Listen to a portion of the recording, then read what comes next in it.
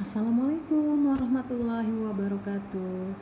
Jumpa kembali dengan Ibu Dian. Hari ini kita akan belajar tentang pecahan ya. Dalam bahasa Inggrisnya adalah fraction. Apa saja yang akan kita pelajari? Yang pertama adalah definisi pecahan, lalu jenis pecahan, operasi pecahan, bentuk baku, dan aplikasi pecahan. Jadi ini adalah materi dalam satu bab pecahan ya. Namun untuk hari ini kita hanya akan mempelajari khusus bagian A dan B saja. Lanjut. Nah, sebelum kita mengenal definisi pecahan, silahkan diperhatikan terlebih dahulu gambar berikut. Apa yang kalian lihat? Ya, ada satu buah pizza yang besar ya, dan ada 3 buah apel. Nah, sekarang bisa dibayangkan bagaimana caranya jika kita akan memakan pizza tersebut sedangkan kita ada 2 orang atau ada 4 orang. Nah, tentunya pizza tersebut akan kita potong ya, dan kita usahakan untuk potongannya sama besar sehingga adil. Juga dengan buah apel ya. Tentunya kalau kita punya apel 3 buah, sedangkan kita di sana ternyata ada 5 orang, maka apel tersebut harus kita bagi kepada 5 orang tersebut. Nah, hal-hal inilah yang akhirnya ya memunculkan jenis bilangan baru. Apakah jenis bilangan tersebut? Nah, perhatikan ya. Contohnya, ini kita punya sebuah apel, karena akan dibagi kepada 2 orang, maka apel tersebut dipotong menjadi 2 bagian yang sama besar. Nah, 1 dipotong menjadi 2 bagian, tapi 2 bagian ini ya adalah hasil dari 1 buah apel yang sebelumnya dipotong ya. Nah, 1 bagian apel dan 1 bagian apel yang sudah dipotong tersebut, ini kita kenal dengan pecahan 1/2. Nah, ini yang tadi kita punya pizza. Nah, pizzanya kalau kita ada berdua, maka kita akan bagi menjadi 2 bagian yang sama besar. Nah, ini kita tuliskan nanti dengan pecahan 1/2 ya. Jadi yang satu orang dapat 1/2 bagian, yang satu lagi dapat 1/2 bagian. Dan kalau ada 4 orang, maka setiap orang akan mendapat bagian yang sama, yang biasanya kita sebut 1/4. Nah, bentuk-bentuk bilangan yang dituliskan seperti ini kita kenal dengan bilangan pecahan ya.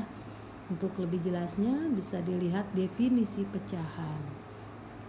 Ya, pengertian sederhananya, bilangan pecahan adalah bilangan yang terdiri dari pembilang ya dan penyebut.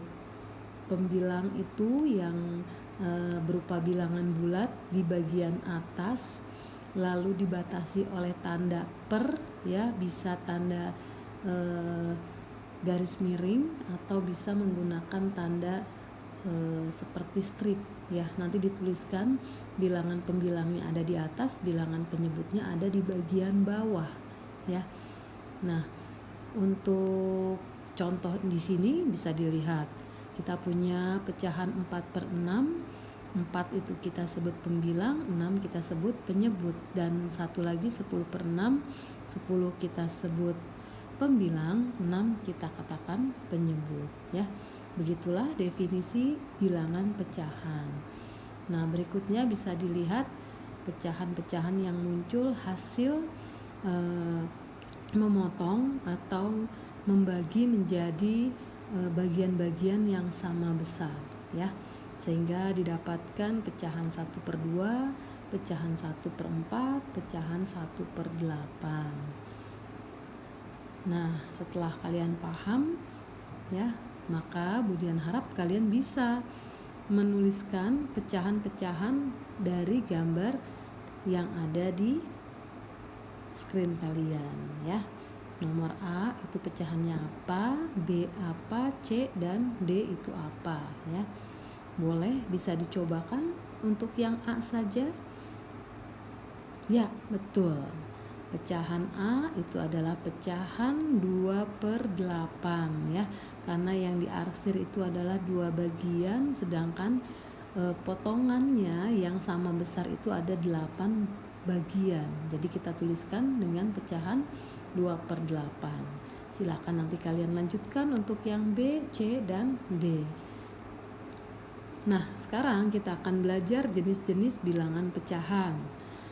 Ada beberapa jenis bisa kalian baca, ada pecahan biasa, pecahan murni, campuran, desimal, persen, dan per mil. Nah, yang seperti apa pecahan biasa? Pecahan biasa itu pecahan yang ditulisnya betul-betul dalam bentuk bilangan pecahan, di mana ditulisnya A per B ya. A-nya itu adalah pembilang, B-nya adalah penyebut. Nah, ini sebagai contoh dituliskannya dengan bentuk 1/4, 4/5. Itu adalah pecahan biasa ya. Bisa yang lainnya, misalnya 7/3, 9/6, itu adalah pecahan-pecahan biasa juga. Nah, kita lanjut.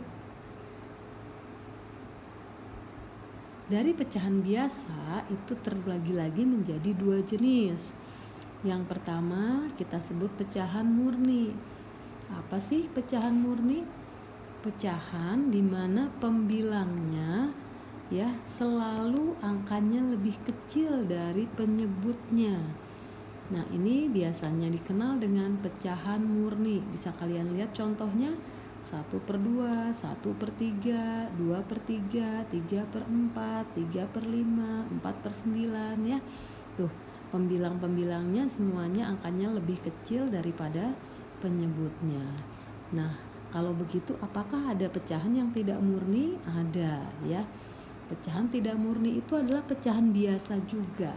Tapi kalau kalian perhatikan, lihat ya, pembilangnya lebih besar angka-angkanya daripada penyebutnya ya. Nih, contoh 3/2, 4/3, 7/3, 9/4, 11/5, 12/9.